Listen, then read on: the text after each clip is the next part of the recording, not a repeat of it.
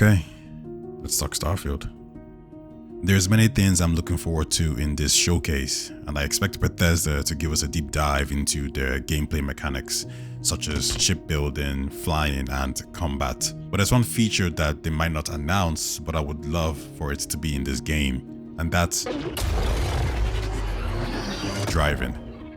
And I say this because we're going to have over 1,000 planets to explore in all shapes and sizes, and walking from point A to B and C and D is going to be time consuming and tedious, especially for a game of this scale. Now, you could argue Bethesda could implement a low aircraft carrier, and it wouldn't be a stretch seeing as this game already has flight mechanics.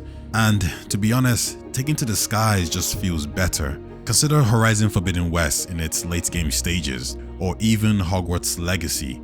These moments just feel out of this world and special, and you can't ever replicate that on grounded gameplay.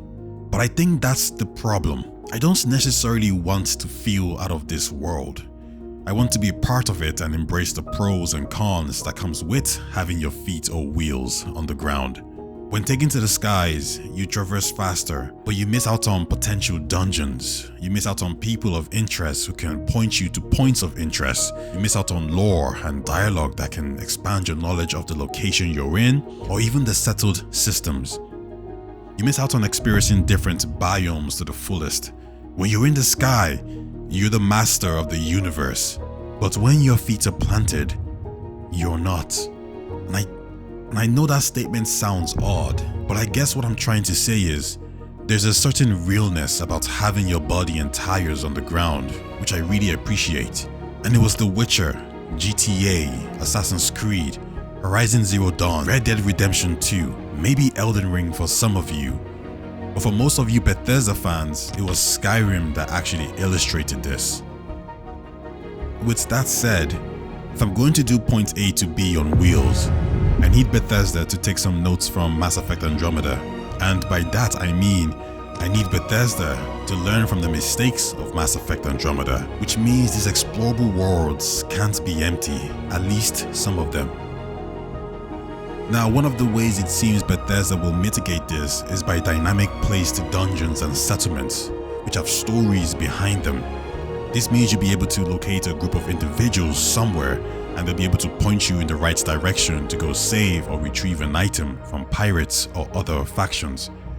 I don't believe these dynamic place story points are handwritten, but I imagine there's a foundation or sequence it follows, so the standard shouldn't be too low. So I'm hoping it's better than the most generic of generic fetch quest. And one game that I think handled this pretty well was Assassin's Creed. Now, I'm not going to say I did all the generic quests, but there was genuine humor and some interesting minor stories in the ones I came across. So I'm hoping Bethesda is looking to replicate or surpass what those guys have done at Ubisoft.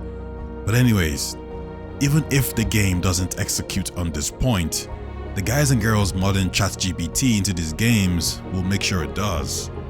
But that's future talk. Let's get back on track.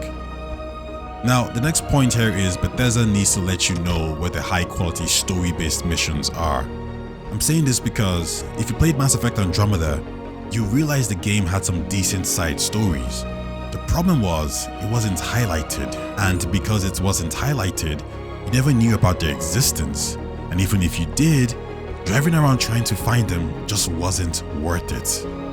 So I would put this down to a more quality of life situation, but I do think it'll keep the game focused, and that's about it. I did think about a rover with weapons or so, but maybe that's pushing it. Will be kinda cool though. Anyways guys, this was just a thought I had that I wanted to share with you. More Starfield videos potentially coming soon before the showcase, and if not, there will be a lot more after the showcase. Really looking forward to this game, and looking forward to talking to you guys about this game. Looking forward to hearing your thoughts, your opinions, and everything Starfield. So, speak soon.